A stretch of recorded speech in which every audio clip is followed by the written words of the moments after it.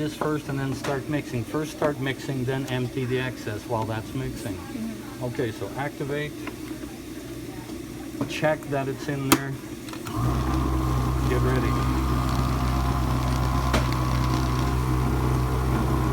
We don't need that right now.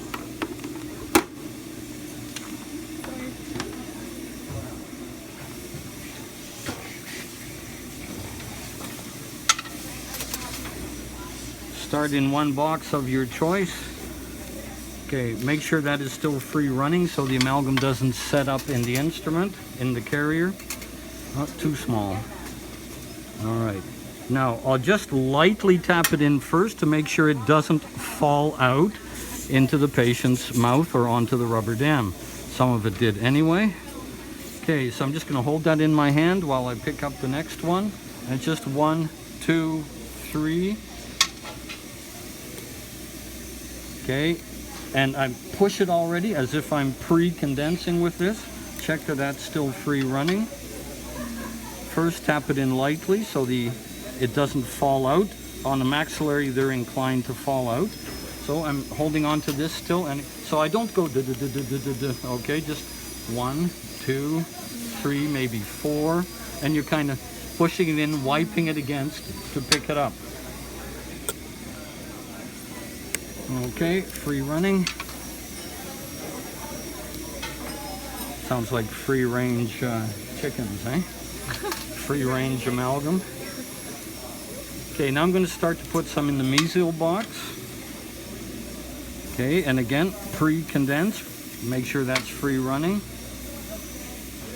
Tuck it in lightly first. Now get the smaller end and really put it into the corners and line angles. So A, you don't have any voids, and B, you get good anchorage retention. Okay, now don't use all of it, because if you use all of it while you're running over for the next mix, this is setting, it's reaching its setting time. Now, the other thing is I'm racing against the clock. I'm not spending excess time condensing, so I got some left over, taking that with me.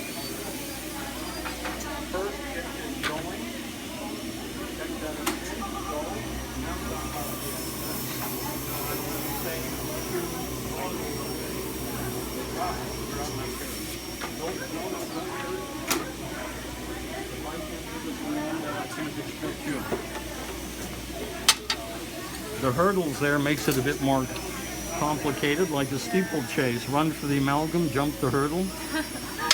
All right, back to that mesial box. Pre-condense, free running. Oh, where did I throw it? I lost track. So I'm using the bigger one now, which is okay. All right, we'll go back to the distal because the distal's been setting for a bit, and we want to make sure this still reacts with the distal. Free running. I keep moving. See, you get dependent on a dental assistant over time. Okay, so I'm just going to hang on to that so I don't lose it again. Now, if you're getting to the end and you think, oh, should I put a little more in? No, I don't want to mix another one. That's another $2. Mix it. Because if you don't have enough, you'll be sorry. You'd rather waste $1 or $2 in order to make sure you have enough.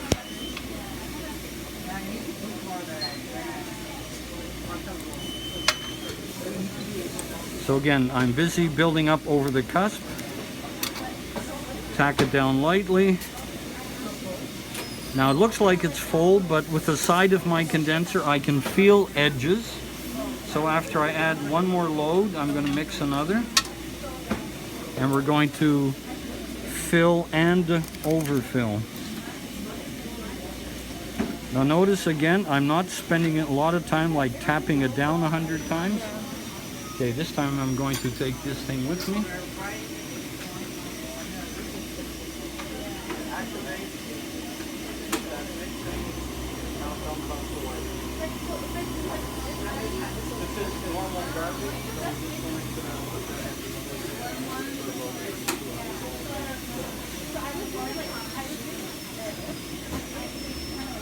Again, picking it up as I come back here, so right away I'm saving a little more working time again. Push it down with this Check that it's still running. Take the biggest end, push it down lightly. We're now into overfill in the distal half. You need to be careful then that you're not pushing down on your matrix band inadvertently and bending that into the amalgam. Happens rarely, but it happens sometimes. Now mesial, fill plus overfill.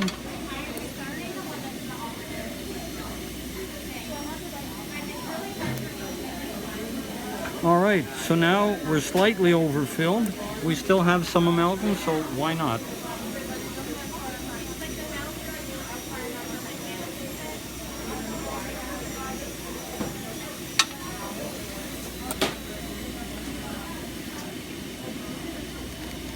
Now there are two races against time. One is the condensing, one's the carving, but the condensing is the more important, because a skilled dentist can always carve an amalgam with the drill.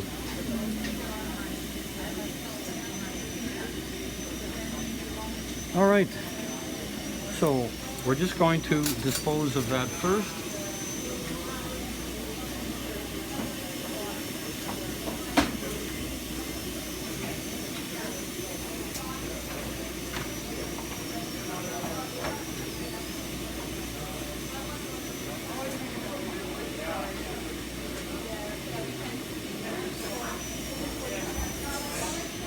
Okay, put that away safely, put a few things away to reduce clutter and confusion.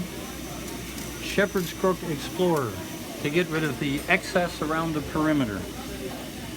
So first I'll just wipe along the top, then gently, carefully between the band and the tooth.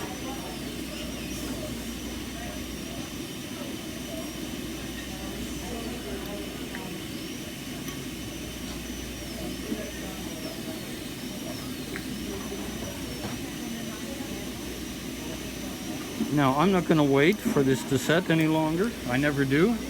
Sometimes I'll rip them apart, but that may be 1 in 100.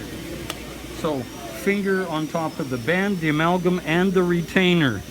Then firmly holding the retainer so you don't crank on the amalgam. Undo the lock. Feed it out. Notice I left the wedges in. Now I'll take the wedges out with the cotton pliers. Thank you. Now if you can't get them, you may have to push them through from the other side.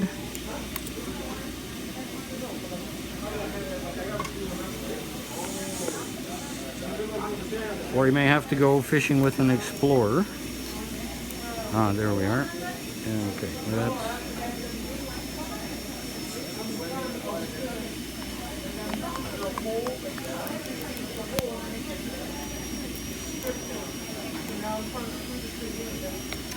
Okay, if you can't reach it, then take your big condenser, the big flat end, and just push at the tip of the wedge with that. Then you can pick it up from the lingual with the cotton pliers.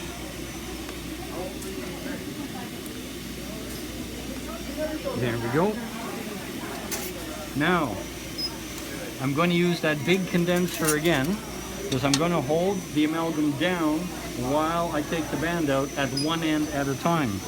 So the mesial is the most visibly accessible. So I'm just going to put that here on the marginal ridge. And if it's difficult to get out, it means you did a good job burnishing. And notice I'm levering towards the lingual. All right. Now, before the patient swallows it, we'll pick up our little shim. You see it went around to the distal contact. So sometimes if it won't come out, you can wrap it around like a can opener, an old-fashioned can opener, like that. There we go, see? All right, then back with this again.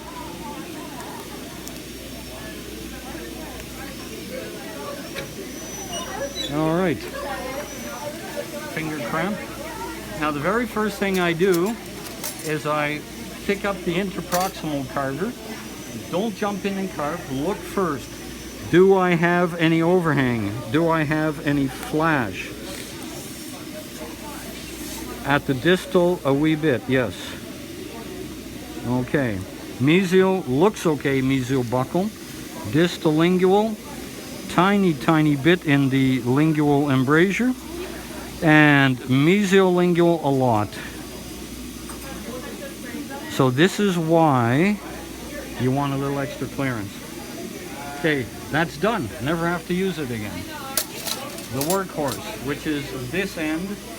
First thing, flat top. Remember my sequence? Flat top at the height of the cusp tips. Just make it flat. Okay, then my next sequence was buccal and lingual profiles.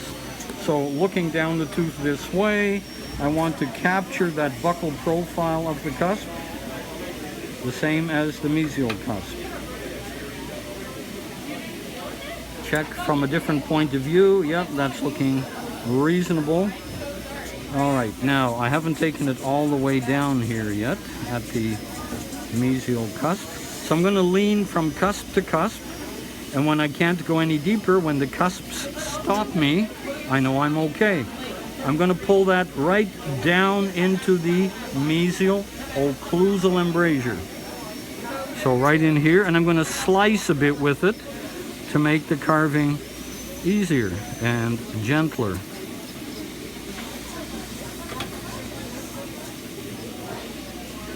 Okay, now I'll do the same thing at the distal.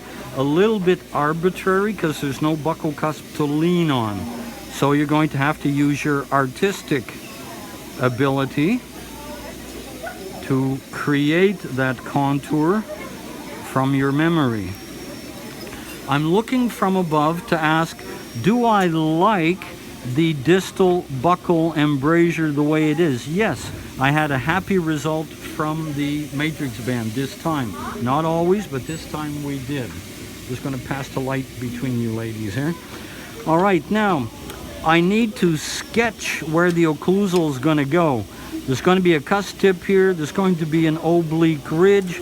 So I'll start by sketching in the lingual groove, and I can use the existing lingual to guide me.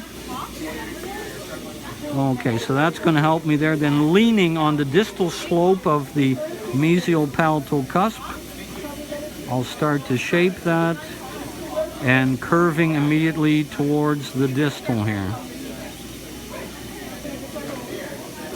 So think of this stage as just kind of roughing it in.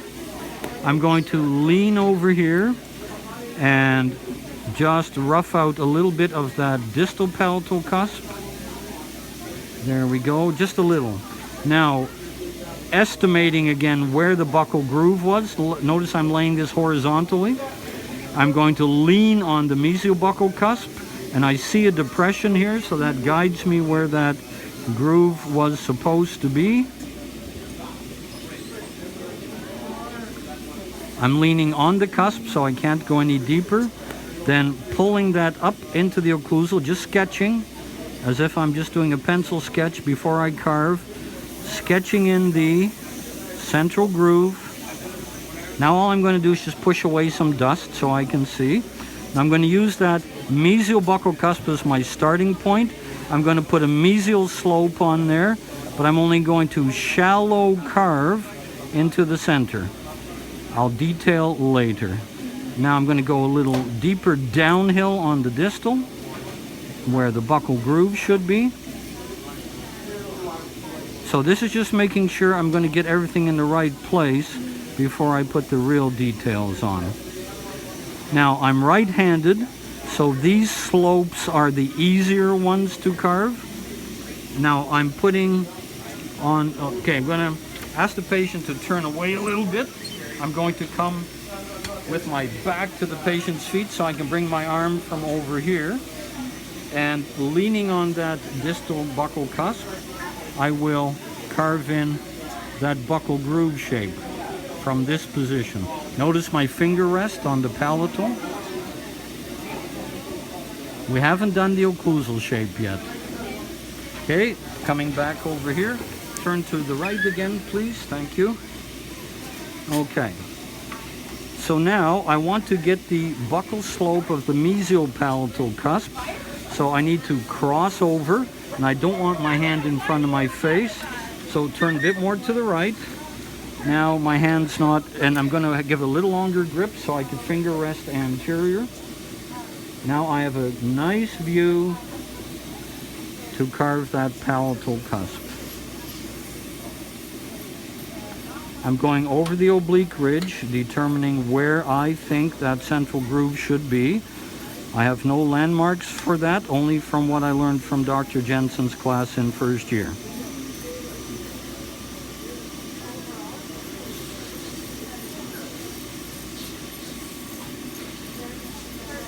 I'm digging deeper with the point where the central pit should be, which is at the end of the buccal groove here.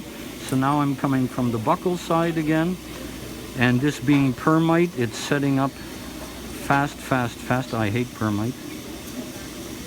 I use dispersalloy, that's what we were trained on. At this stage, the permite is liable to fracture. Much more than, now I'm going to use that beaver tail for a sec to blend buccal and lingual together.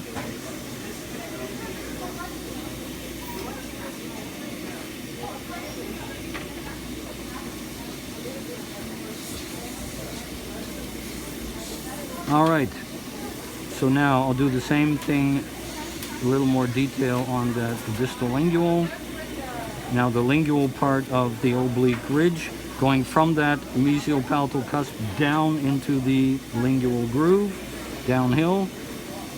All right, now we're going to have to create the slope of the distal buccal cusp. So I'm aiming from the cusp tip to the distal slope of the mesial palatal to capture that oblique ridge idea.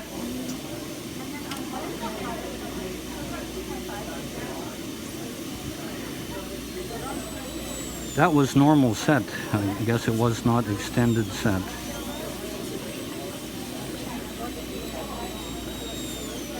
You tell me, is that normal set or extended set? Set so fast, I don't know. But it's supposed to be extended. Okay, the color code should tell us, and I don't know the color code. Yeah, it is extended set. It is extended? Yeah. Okay, it's difficult to believe. If I did this with dispersalloy, which is what the school used to use many years ago, and I still use, and I've used all my practice life, with that brown amalgamator, I'd have at least 7 minutes to carve this, sometimes longer.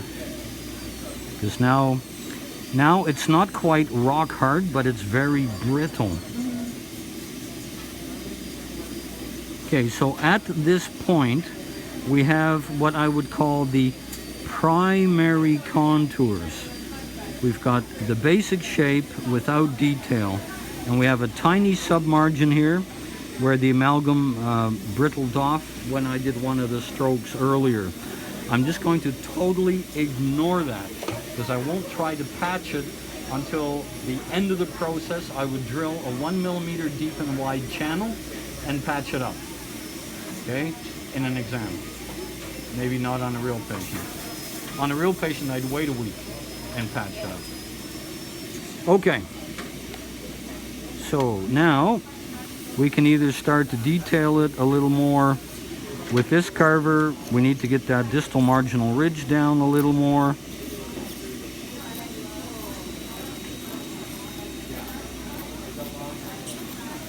So at this point, I am working outside of my systematic method, because in the tuning up the details, now you basically become kind of a free-form artist, and you chase a detail here, chase a detail there. Make sure you change your point of view once in a while to see if it looks okay. See, from this view, it tells me my buccal groove is not deep enough. So you can't see everything just from the mirror.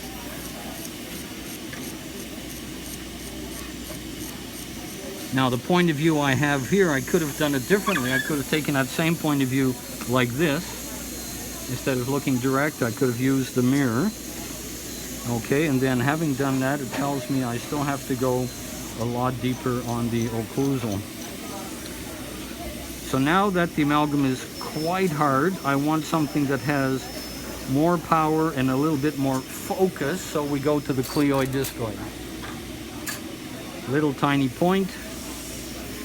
I'll start by again emphasizing my central pit, then my distal slope of the mesial buccal cusp, then my mesial slope of the distal buccal cusp, then the lingual groove into a distal pit, and that has to go a little deeper, distal pit, then triangular fossa at the distal,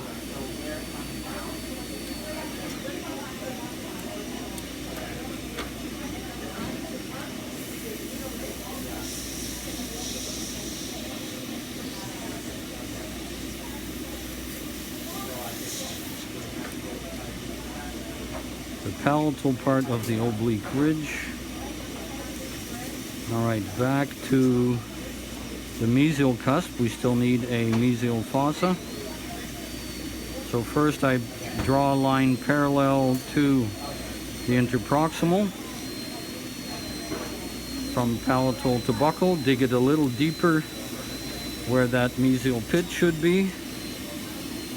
Then make it like a T, make a central groove and broaden it out into a triangular fossa.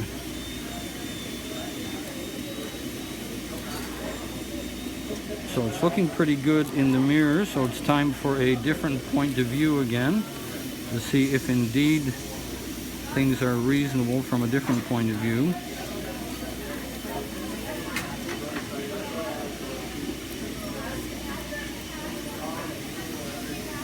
No, I don't like that triangular ridge. There we go.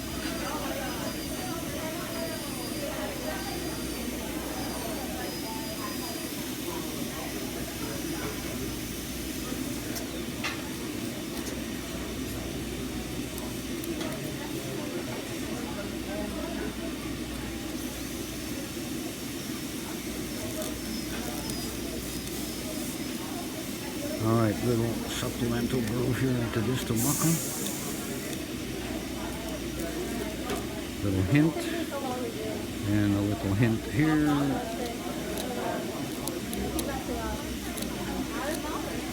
I tried out, but I just have no control.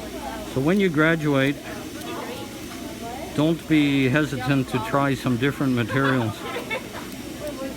If you're working as an associate somewhere, you'll probably be working with something totally different anyway.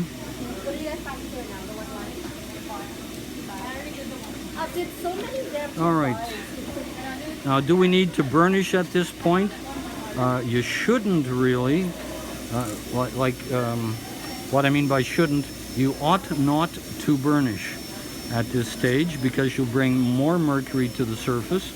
However, I have a little, I'll call it micro margin defect, so I am going to cheat a little, take my ball burnisher and just gently at that margin for the sake of trying to do better on the exam, but not, I wouldn't do this for the real patient because there'd be more harm than good done by bringing mercury to the surface, making the amalgam more corrodable in the short term.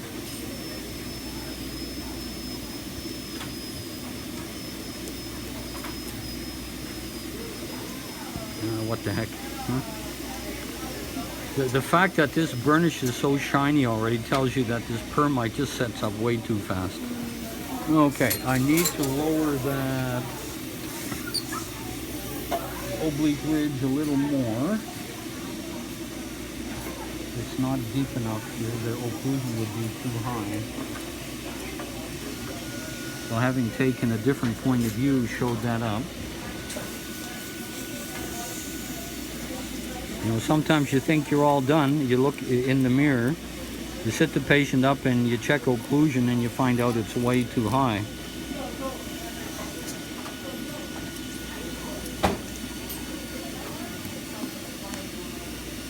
Alrighty, nope, marginal ridge is too high.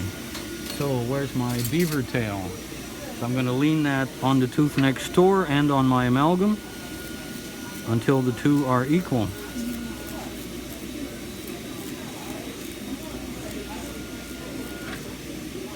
So again, the view from above deceived me. Now that they are equal height, it's flat, I need to recreate the embrasure again. So we're going to dig a little V shape in between the teeth to open up that embrasure again. And because that beaver tail flattened it, I've also lost my distal fossa because I lowered the marginal ridge. And go back with the cleoid again and get my little fossa back again. Now, if the amalgam gets so hard I can't do anything with it anymore, then I'm going to pick up my slow speed handpiece and little round burrs, and I'll put my details in with the slow speed handpiece. And which bird? Well, I will have a variety. Okay, I'll have a series. Well, you do have a series. Good. I may use any one of these. Let's say I'm really shallow and I need to go deeper. I'll start with the bigger one, but I won't go too deep because now I want to go a little deeper with the smaller one because I don't want to make the amalgam like that. Okay. All right, so multiple times now we've restarted this because every time we looked at it a different way, it didn't seem right.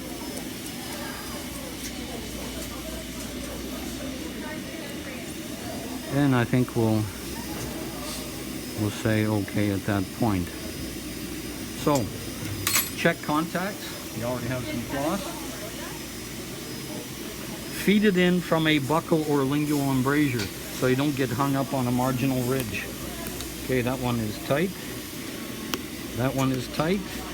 Let's get rid of the amalgam.